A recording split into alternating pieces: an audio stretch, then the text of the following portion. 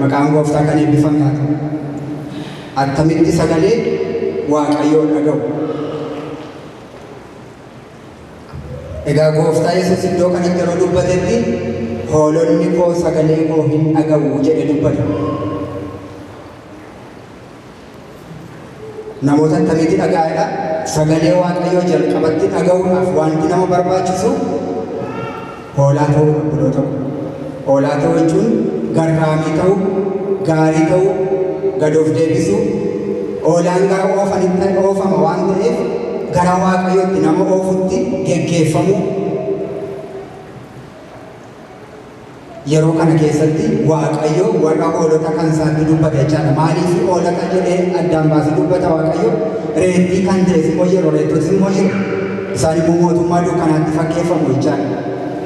Kanaaf hoolonni koo sagalee koo hin dhaga'u jedha. Waa'ee sagalee isaatti dubbata jechaadha Waaqayyo galgala kana. Sagalee Waaqayyoo dhaga'u.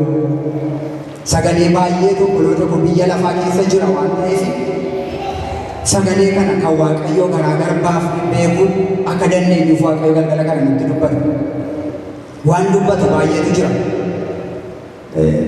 Namni amane baay'eenu guyyaa rakkinaatti Waaqayyo irraa waa dhaga'uu barbaada. Kiristaanni baay'ee gaafa rakkinaa qofatti Waaqayyo maal jetta jedheetu Waaqayyo irraa waa dhaga'uu barbaada. Waaqayyo garuu tokko keenya irraati kan inni barbaadu guyyaa hundumaa akka isarraa dhageenyu nurraa barbaada Waaqayyo. Gaafa rakkinaa qofatu hin taane yeroo hundumaa Waaqayyoon dubbata waan ta'eef namni jireenya isaa Waaqayyo wajjin qajeelfate akka Waaqayyo irraa dhaga'uuf barbaada. Sagalee koo dhaga'u yeroo hundumaa dubbii akkamitti jira? Sagalee akkamitti jira? Bara kana keessa obboloota koo waan baay'eetu dubbata. TV'n hin dubbata, reediyoon hin dubbata, ikoonomiin hin dubbata, haalli keenya hin dubbata. Namni hin dubbata, Waaqayyos hin dubbata. Egaa isa kan Waaqayyo attamitti adda baafnee dhageenya? Isa kan Waaqayyo kana akkamittiin adda baafnee sagaleen kun kan Waaqayyooti jennee keessaa baasuu dandeenya? Akkuma mana keenyaatti sagalee Waaqayyoo kana akkatti adda baafnu, akkuma mana keenya keessaatti TV qabnu, TV keenya yeroo cufu hin cufamaa, yeroo bannu hin banamu. TV kee yeroo banamu yookaan yeroo cufamee jiru isteeshinii isaa achii cufame miti, sibiraa cufame waan ta'eef achii gadhiifamee jira. Ati garuu yeroo barbaaddetti bantee ilaalta. Akkuma kana dubbii Waaqayyoo yeroo hundumaa yoo keessa keenya Waaqayyoof banne Waaqayyoo yeroo hundumaa nutti dubbata. Maqaa Waaqayyoo kan eebbifame haa ta'u. Keessi keenya Waaqayyoof yoo baname, keessi keenya dubbii Waaqayyoof banamee yoo jiraate, qophaa'ee yoo jiraate, isa dhaga'uu barbaadu, isa gurra isaatiin dhaga'uu barbaadu Waaqayyo yeroo hundumaatti dubbata. Maqaan gooftaa kan eebbifame haa ta'u. Kanaaf obboloota koo dubbiin Waaqayyoo akkamitti dhaga'ama? Keessa ofii Waaqayyoof banuudhaan Waaqayyo dhaga'ama. Sagalee Waaqayyoo dhaga'u. Maqaan gooftaa kan eebbifame haa ta'u. Kanaaf galgala kanatti obboloota koo keessa keenya Waaqayyoof haa bannu. Gooftaan keessa keenya barbaada. Hafuura waan ta'eef hafuura keenyatti dubbachuu barbaada waan ta'eef isa keessa keenya sana barbaada jechaadha. Kanaaf mootummaan biyya lafaarraati jira. Biyyuma tokko keessa jiraanne mootummaa garaagaraa qabna saba biyya lafaa wajjin. Garuu kan keenya mootummaan keenya adda. Kan nuyi dhageenyu adda. Maqaan gooftaa kan eebbifame haa ta'u. Waaqayyo inni isa isaan sodaatan, isa isaan dhagaanii sodaatan dhageessanii hin sodaatinaa ana duwwaa dhagaa jedheetu dubbata miti Isaayaas 7 Kanaaf galgala kanatti obboloota koo isa kan biyya lafaa akka nuyi hin dhageenye, isa kan Waaqayyo akka nuyi hin dhageenyuuf Waaqayyo sagalee koo dhagaa. Sagalee koo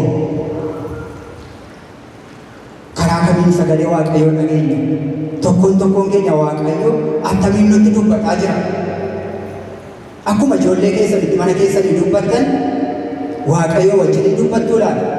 Hin dubbannaa Waaqayyoo wajjin? Namni mana tokko keessa jiraatu yoo walitti hin dubbatu ta'e waloodaa jiraata jechaadha.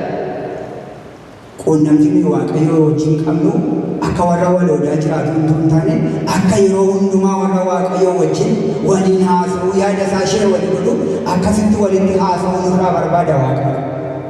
Galanni Gooftaadhaaf haa ta'u. Egaa karaatti Waaqayyo ilma namaatti dubbatu. Waaqayyo karaa baay'ee dubbata. Garuu galgala kana wantoota gurguddaa afur ilaalla. Karaa inni itti sagalee isaa dhageenyu, karaa itti sagalee isaa Waaqayyo nuuf ibsu wantoota gurguddaa afur ilaalla. Innis immoo inni tokkoffaa dubbii isaa keessa. Galanni Gooftaadhaaf haa ta'u. Waaqayyo sagalee isaa kan inni nutti ibsu dubbii isaa keessaan, wangeela isaa keessaan. Dubbii Waaqayyo yeroo hundumaa yoo dubbifanna, dubbii Waaqayyo yeroo hundumaa yoo nyaanna ta'e sagalee Waaqayyo dhageenya. Dubbii Waaqayyo keessa keenya hin jiru yoo ta'e sagalee Waaqayyo hin beeknu, seera Waaqayyo hin beeknu. Kanaaf galgala kana dubbii Waaqayyo hin dubbifannaa laata. Qoloosiyaas boqonnaa 3:16 maal jedha? Dubbii Waaqayyo yoo dubbatu dubbii Kiristoos akka badhaadhummaa isaatti isin keessa haa jiraatu. Isin keessa haa guutu dubbiin kun. Dubbiin inni fayyisu kun, dubbiin inni jiraachisu kun, dubbiin inni dabarsu kun, dubbiin inni ceesisu kun keessa keessan haa jiraatu. Keessa keenya hammam qabna dubbii Waaqayyo? Guutee jira moo hir'uu jira? Sagalee Waaqayyo kan nuyi itti dhageenyu inni guddaan dubbii Waaqayyootiin. Dubbii Waaqayyo hin qabnu yoo ta'e waan tokko addatti baafnee beekuu hin dandeenyu. Isa kana kan keenya.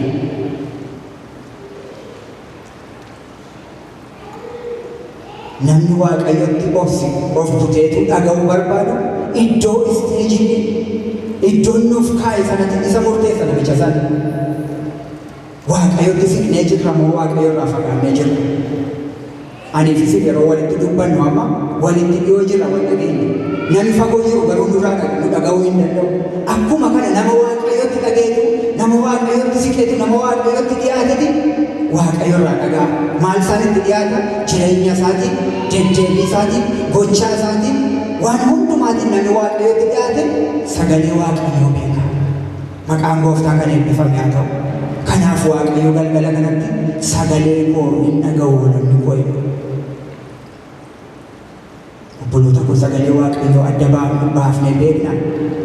Waanuma dubbatu, waan biyya lafaatti dubbatu, waan baay'ee kana keessaa kun sagalee michuu kootiiti jennee addaan baafannee hin beekna. Dubbii Waaqayyoo kana qabna. Keessa keenya guuteera. Isa garbichi Waaqayyoo, dubbii Waaqayyoo kana, isa Waaqayyo natti xate kana, anis nan nyaadhe garaa kootitti nan guuttadhe jedhe sana keessa keenyatti guutamee jira. Amma yoomitti keessi keenya hir'uu ta'a obboloota. Waaqayyo keessa keenyatti akka inni guutu ta'uu barbaada. Galanni Waaqayyoof haa ta'u. Akka qodaa duwwaa ta'uu hin barbaadu keessi keenya. Qodaa ulfinaa ol godheera Waaqayyo. Keessi keenyas keessa ulfinaa ta'uu qaba. Isa ulfina sanatti keessa keenya buufatee jira waan ta'eef keessa keenya dubbii Waaqayyootiin akka guunnu galgala kana. Dubbii Waaqayyoo dubbii isaa kanaan. Kanaan booda akkuma nyaata qaama keenyaaf barbaachisu sagalee Waaqayyoos hafuura keenyaaf barbaachisa obboloota koo. Guyyaatti yoo dadhabame chaaptarii tokko, yoo dadhabne chaaptarii tokko hafuura keenyaaf kan ta'u dubbifachuu nu barbaachisa. Isa malee homaa moo'ichi hin jiru obboloota. Isa malee jabinni hin jiru. Namni Waaqayyoo wajjin dubbatee ba'e, namni Waaqayyoo wajjin mari'atee ba'e immoo amma obboloota koo. Galanni Waaqayyoof haa ta'u. Waaqayyo irraa waa dhageessee baatee qaaniidhaan hin galtu. Kanaaf yeroo hundumaa Waaqayyo irraa dhaga'uu nu barbaachisa. Karaa tolonni Waaqayyo irraa dhaga'an inni tokko wangeela isaa kana dubbifachuuti. Inni lammaffaan immoo kan namni ijoollonni isaa hoolonni isaa ittiin dhaga'an keessa namaatti dubbachuudhaan keessa namaatti attamitti keessa namaatti dubbata. Yeroo isinnee Waaqayyo wajjin yeroo keenya cimsannu Waaqayyo keessa keenyatti dubbata. Keessa kee gammachuudhaan guuta. Keessa kee galataan guuta. waan ati irratti kadhattu tokko, waan ati gaafattu tokko Waaqayyo keessa kee fida. Tarii yookaan waa'ee namaa utuuti hin beekin Waaqayyo keessa kee fida. Yeroo sanatti Waaqayyo sitti dubbataa jira. Tarii utuuti yaadii waa'ee faarfannaa tokko Waaqayyo keessa kee kaa'ee jira. Tarii akka ati galateeffattuuf hafuura qulqulluu nukkaamsina jedha dubbii Waaqayyo. Kanaaf galgala kanatti waan kana Waaqayyo callisee keessa keenyaan kaa'u waan tokko obboloota yeroo Waaqayyo wajjin hariiroo keenya cimsannu hiikamne yoo waa'ee namaa akka kadhannuuf ta'e akka kadhannu yoo akka galateeffannuuf ta'e akka galateeffannuuf Waaqayyo nutti dubbataa jira nutti tuqaa jira. Callifnee dhiifnu akka dubbii isa kaaniitti ni ilaallu obboloota koo. Innis karaa itti Waaqayyo nutti dubbatudha. Karaa nuyi itti Waaqayyo wajjin haasofnudha. Karaan inni sadaffaan karaa nuti hoolota isaatti dubbatu abjuudhaan dubbiin Waaqayyo. Waaqayyo abjuudhaan dubbatu. Attamitti abjuudhaan dubbatu. Baay'een namaa inni kaan abjootaa buleetu ganama ga'ee abjuma sana iyyuu wallaala. Akka mooticha Naabukadonosor. Abjichas hiikuu barbaada. Walii abjuu sanaas hin wallaala. Abjuu akkasuma keessa bulama takka takka. Abjoonni gaariis haa ta'u, gadhees yaraas haa ta'u, ergaa of keessaa qaba.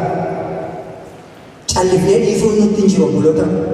Isa yaraa sana yookaan Waaqayyo akka nuyi kaanee ifannee ittiin hojii diinaa sana diignuuf Waaqayyo nutti mul'ise.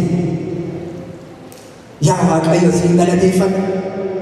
Hojii diinaa waan natti mul'ifteef, dhoksaa diinaa waan natti mul'ifteef guddiseen si galateeffadha. Kun jireenya koo irratti hin ta'u, kun mana koo irratti hin ta'u, kun saba koo irratti hin ta'u jennee akka diignuuf Waaqayyo nutti dubbata. Inni kaan immoo akka ittiin Waaqayyoon galateeffannuuf, nu jabeessuudhaaf, nu cimsuudhaaf nutti dubbata.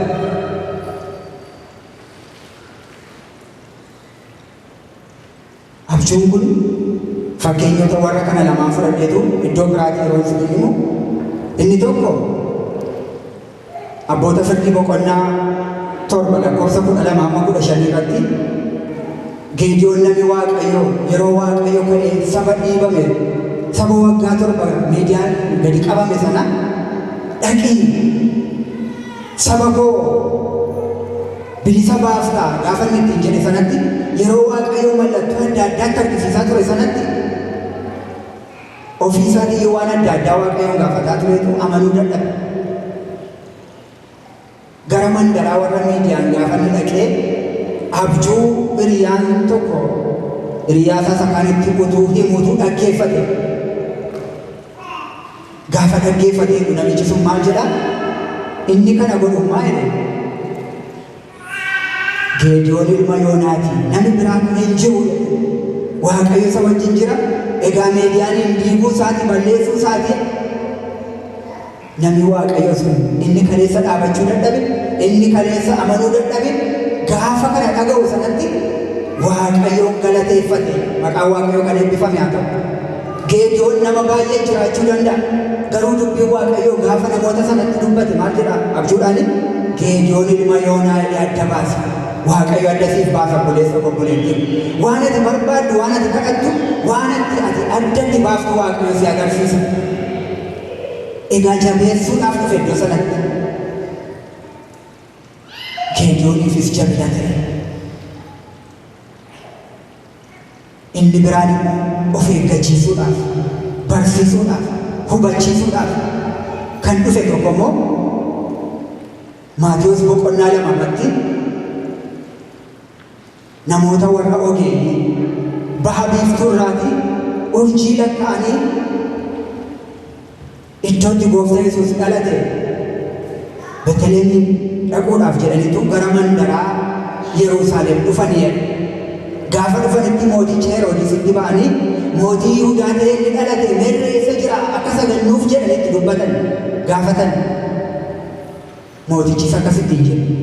Mee dhaqaatii qoraa ilaalaatii iddoon jiru deebi'aa natti himaa anis immoo dhufeen akkuma keessan sana sagadaafii jedheen sagaduuf utuu hin taane balleessuuf ture. Yeroo isaan dhaqanii Gooftaadhaaf sagadanii kennaa kennamuufis kennanii jedhanii boodatti waaqayyo halkan abjuudhaan akkasitti jedhe karaa dhuftan irra deebitanii hin deemina karaa biraa irra deebi'aatii galaa jedhetu waaqayyo isaan geggeesse. Galanni waaqayyoof haa ta'u. Abjuu arginu karaa hamaarraa nu deebisuudhaaf yookaan nu jabeessuudhaaf yookaan nu gorsuudhaaf nutti dubbata waan ta'eef callifnee kun abjuudha jennee mallisuun nutti jiru. Isa abjoonne sana obboloota koo sirriitti waaqayyo duratti dhiyeessine yoo hiikaan isaallee nu galuudhaa baate yaa gooftaa maal jetta waa'ee abjuu kanaa akkanaa galutti deebisee natti dubbadhu.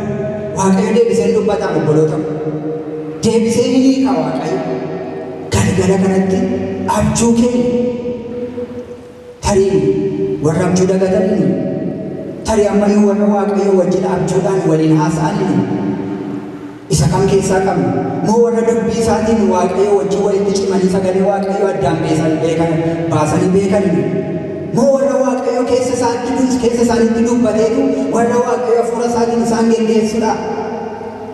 Isa kam keessaa qabna nuyi galgala kana obboloota koo sagalee waaqayyo akkamitti addaan baafnee beekna. Ani hoolota kootti nan dubbadha hooloti koos na dhaga'u jedheera. Sagalee kan koo malee isa kan ormaa sana gaafa dhaga'an irraa baqatu jedheera. Biyya lafaan isee irratti soo dubbataa jira. Isa kan gooftaa keenya kana kun kan waaqayyooti jennee adda baafnee beekuu nu barbaada waaqayyo galgala kana. Sagalee gooftaa koo ofii koo sirraa dhaga'uun barbaada. Namicha mana waa jedhamu abbaa sicha waanuudhaaf dhalatee Filisxeemota akka inni rukkutu bara itti Filisxeemonni Israa'elin gadi qabanii miidhanii balleessanii turan sanatti akkasitti hin jedhe. Saamsoon yeroo inni dhalatutti haadha isaatti dubbatee ture. Micaan deessaa jedhe. Micaa kan immoo akkaataa kanaan itti guddistaa jedhee gaafa itti dubbatu abbaan isaa hin dhageenye. Ani ofii kootii dhaga'uun barbaada. Inni sitti dubbate kun deebi'ee manattaa dubbatu galgala kana obboloota koo waaqayyo waan akkasii nurraa barbaada. Ofii kootii abbaa koorraa dhaga'uun barbaada. Ofii kootii waaqa koorraa dhaga'uun barbaada. Anaafis abbaadha, siifis abbaadha. Hunduma keenyaaf abbaadha. Sitti dhuunfaa keetti dubbachuu barbaada. Icciitii keessa keetii sitti dubbachuu barbaada. Ani ofii kootii gooftaa sirraa dhaga'uun barbaada. Kanaan booda karaa kamiin haa ta'u keessa koonsiif bana, keessa koonsiif qopheessa. Sittiin siqa sagaleessaa caalaa, sittiin of kuta sageengaddaa caalaa. Isa biyya lafaatti dubbatu dhiisee sisa jireenya nagaa qabu sana sittan of kutaa waaqayyo natti dubbadhu. Sinaa wayya baay'een sagalee sakaan dhagaanii deemaniiru. Akka bartoonni gooftaa si dhiifnee eessa dhanna sitoo dubbii jireenyaa qaba. Takka odoo gooftaa duukaa buuneerra obboloota koo. Dubbii isa nuuf ta'u isatti nuuf qaba. Dubbii jireenya isatti nuuf qaba. Kanaaf isa jaalatee dhaga'uun nu barbaachisa. Ofii kootiin sirraa dhaga'e. Ofii kootiin sirraa argee baruu barbaada gooftaa. Leeveliin amantii koo, leeveliin hafuura koo akka guddatu barbaada. Kana obboloota koo iddoon waaqayyo wajjin walirraa jiru fagoo moo dhiyoo jira? Akkamii waaqayyotti dhiyaannu barbaada galgala kana gooftaa. Natti siqinarraa dhaga'i. Saba kun natti siqinarraa dhaga'i. Sabati boossuufiif kana furmaata na bira jira. Dadhabbii waggaa 100, boo'icha waggaa 100 guyyaa tokkotti deebisa waaqayyo. Haleluuyaa. Waaqayyo obboloota koo hojiin isaa dinqiidha. Ijoolleen Israa'el waggaa 430 biyya Gibxii keessatti bara isaan miindaa malee rakkataa ba'an. Miindaa qaban. Garuu waaqayyo guyyaa tokkotti dhufeeti. Miindaa waggaa 430 kan akaakayyuu, kan akaakila isaanii, kan abbaa isaanii halkan tokkotti kaffalchiiseef galanii waaqayyo faata. Yoo waaqayyotti siqne waaqayyo waan dinqii godha ammas. Isatti itti dadhabnu isa nu itti boonyu kana waaqayyo dubbateetu isa dubbate immoo raawwata. Mee nuyi waaqayyotti haasifnu irraa dhaga'uudhaaf hin taasifnu, irraa barachuudhaaf hin taasifnu. Miilla isaa jalatti gadi jennee gooftaa koo sinaa wayya. Akkuma Maariyaamanis gadi jenneen sirraa barachuu barbaada, sirraa dhaga'uun barbaada ofii koo. Achi fiigee as fiigee oomaa bu'aan qabu. Si jala taa'ee sirraa dhaga'ee yoon ba'e garuu isa guyyaa guutuu fiige, isa bara isaa guutuu fiige caalaa argattee galta obboleessa obboleettii. Barreera darbannaa Phexros halkan guutuu irreetii dadhabaa godhe bullaa'aa godhe sanarraati barreera. Gaafa gooftaan dhaqe darbannaa tokkoon harkisee keessaa baasuu danda'e. Si qabachiisa dubbii Waaqayyo, si dhaalchisa dubbii Waaqayyo, si dhaceesisa dubbii Waaqayyo, si fayyisa dubbii Waaqayyo, si dhaaba dubbii Waaqayyo.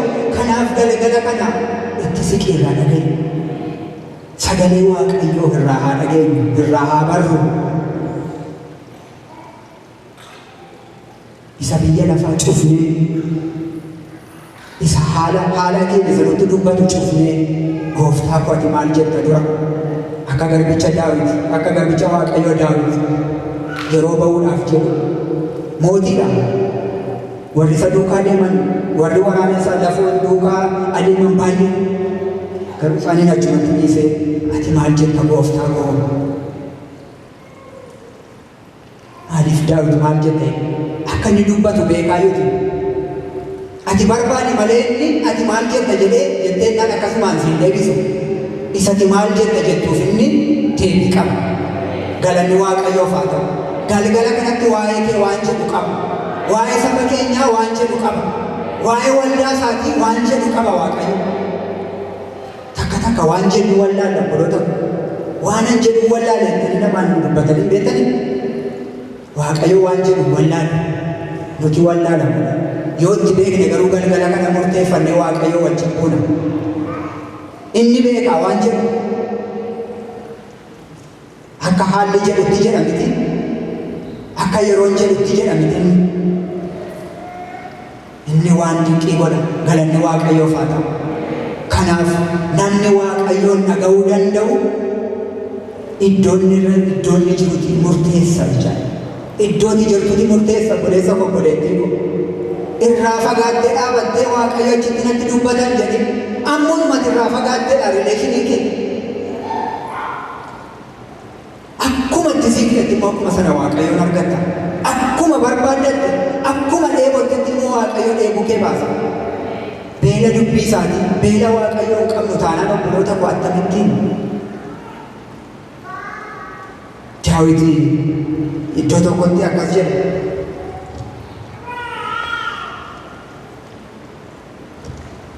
Faarsaa Daawit boqonnaa 63 lakkoofsa 1 irratti yaa Waaqayyo ati Waaqayyo kooti, ani sin barbaada. Lubbuun koo akkuma bishaanii si dheebotti, akka lafti bishaan dhabee gogee dhamoof keessaa fixus foon koo si yaaddee hin gaggabdi. Keessa isaatii Waaqayyoon dheebota.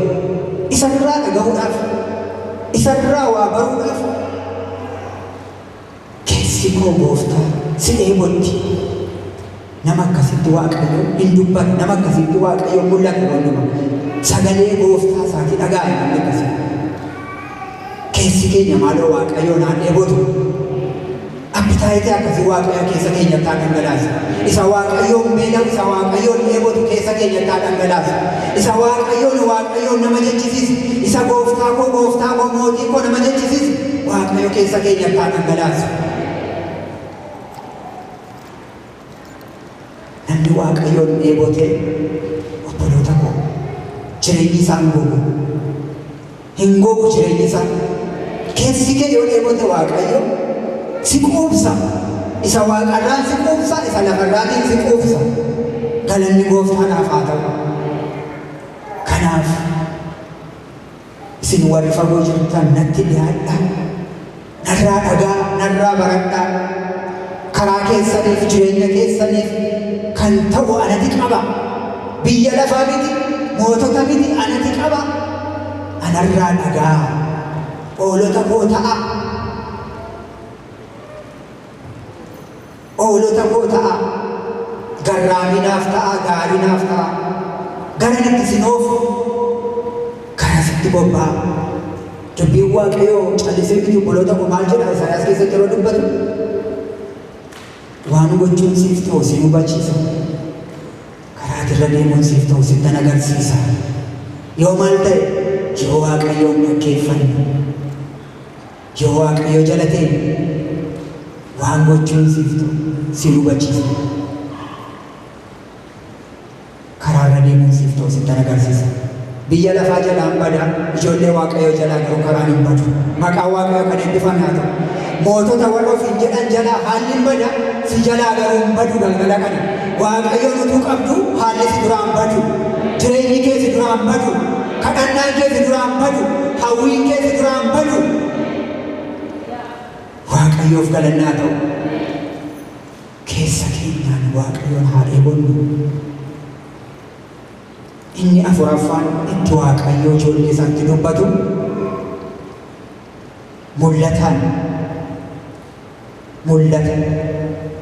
mul'ati kun akkasumaan callisee ila argamatu hin taane kadhannaa keessa yeroo ta'an yeroo waaqayyoo wajjin walitti dubbatan yeroo waaqayyoon barbaaddatan sanatti waaqayyoo hin dubbatan jechuudha. Innis immoo hojii ergamootaa boqonnaa 10 lakkoofsa 9 irratti hojii ergamootaa boqonnaa 10 lakkoofsa 9 irratti Phexros akka sa'aatii 6 irratti waaqayyoon kadhachuudhaaf gara mana isaa keessaatti ol ba'ee jira. Utuu waaqayyoon kadhatuutu mul'ata addaa arge. Mul'ata kana dura argee hin beekne. Waaqayyoon kadhachuu yoo itti fufte obboleessa koo waan argitee hin beekne si agarsiisa. Waan bira geessee hin beekne biraan si ga'a waaqayyoo galanni siif haa ta'u. Galanni isaaf haa ta'u. Yeroo hundumaa waan haaraa qaba waan ta'eef yeroo hundumaa waan ulfina qabeessa qaba waan ta'eef waaqayyoo Phexrosin waan addaatti agarsiisa. Waaqarraa gadi buuse Phexros ka'ii waan kana qalii nyaadhu jedhe. Mul'ata keessa hin dubbatan jedha waaqayyo. Waan meeqa laallee inni tokkoffaan waaqayyo dubbii isaa keessaan sagalee isaa nutti dubbata. Inni lammaffaan keessa keenyatti dubbata. Faarfannaa keessa kee kaayee sitti dubbata. Kadhannaa keessa kee kaayee sitti dubbata. Keessa kee keessatti gammachuu dhangalaasee sitti dubbata. Keessa kee keessa nagaa guutee sitti dubbata. Inni sadaffaan abjuudhaan sitti dubbata. Inni afuraffaan immoo mul'ata. Obboloota koo waaqayyo gaafa namatti dubbatu callifnee dhiifnu irra gaddoo kanatti akka salphaatti dhiifnu. Mooticha sicha gara Beetelitti ergame sana yaadattu. Waaqayyo akkas jedhee ergeen raajicha sana deemiti dhaqiitii irratti dubbadhu mooticha irratti jedhe. Yeroo Bi'aamsa jedhamu irratti yeroo inni muka dhaabee sangaa dhaabee kana waaqni keessatti biyya Gibxii sin baase jedhee sagadee namoota sagachiisaa ture sanatti yeroo erge immoo akkasitti jedhee karaa irra dhaqxee irra deebitee hin galiin jedhe. Eenyu harkaayyuu fuutee waan nyaatiin hin dhugin jedhe. Namichi garuu dhaqeetu waaqayyoon akkuma inni itti dubbate sana godheetu karaa biraan deema sedheetu namni biraa kottuu nyaadhu malee ani soo natti dubbateera waaqayyo kottuu nyaadhu malee dheetu namicha deebise. Namichi karaatti neecaan nyaatameetu hafe. Dubbii waaqayyoo inni nutti dubbatu, inni nu gorsu, inni nutti mul'isu obboloota koo badisarraa nu oolchuudhaaf. Waaqayyoo si fayyisuuf sitti dubbata. Diinni garuu gaafa afaan waaqayyoo keessaa waa ba'eetu gurra keetti dhageesse akkuma Heroodis gaafa jarri warri ogeeyyiin dhufanii itti dubbatan mee daqiiqaan fuudhee sagannaa fedhanii isaan garuu qophii biraatti jiru. Diinni qophii biraa boolla biraa qotu ijoollee waaqayyoo garuu waaqayyo immoo isa isaan qotan sana garasiin dabarsuudhaaf jedheetu ati immoo achiin hin deemin inni caakoo ati immoo kana nu godhin inni caakoo akkati jala dabartuuf akkati miidhamneef immoo waaqayyo isa wajjin bu'ee sitti dubbata. Kanaaf yeroo hundumaa yeroo kaanu keessumaa kadhannaa keenya keessatti yeroo waaqayyo wajjin wayittisifnee waaqayyoon kadhannu abjuu hagarru irratti waaqayyoon haa kadhannu. isa hin taane isa waaqayyo bira hin taane dubbii waaqayyo bira wajjin wal bira qabna ilaali. Dubbii waaqayyo sila dubbiin isaa keessa keenya guutuu hin irrani dubbii isaa wajjin wal bira qabna waan hundumaa waan dubbii waaqayyo faalleessu kan waaqayyo miti. Kanaaf dubbii waaqayyootiin isa diigna. Yoo diina biraa miti ta'e iyyuu sirratti dhiibbaa fida waan ta'eef kaateet immoo humnaaf ammoo waaqayyo sii kenne diiguun kan keeti. Sitti mul'iseera kan irra dabartee deemtee naan garuu kan keeti. Callistee salphaa gootee dhiiftee naan kan keeti. Waaqayyo ga'ee isaa ba'eera. Nus immoo akka oolotaatti galgala kana tolee gooftaa sirraa dhaga'e. Akkuma abbaan Saamsoon anis dhaga'uun barbaada. Haadha manaa isaati gargaartuu isaati isa taantee kan jirtudha. Dhaga'uudhaaf isa gaatu garuu anis arguun barbaada anis dhaga'uun barbaada. Keessi keenya waaqayyoon haa dheebotu galgala kana buluu ta'u. Bara kana kanaan booda hin ga'a. Abbaadhaati anaaf waaqa kadhataaf fayyisaa ati anaaf gurri koo siin haa dhaga'u sagalee michuu koo haa dhaga'u. Gooftaa koo na gargaari jedhu.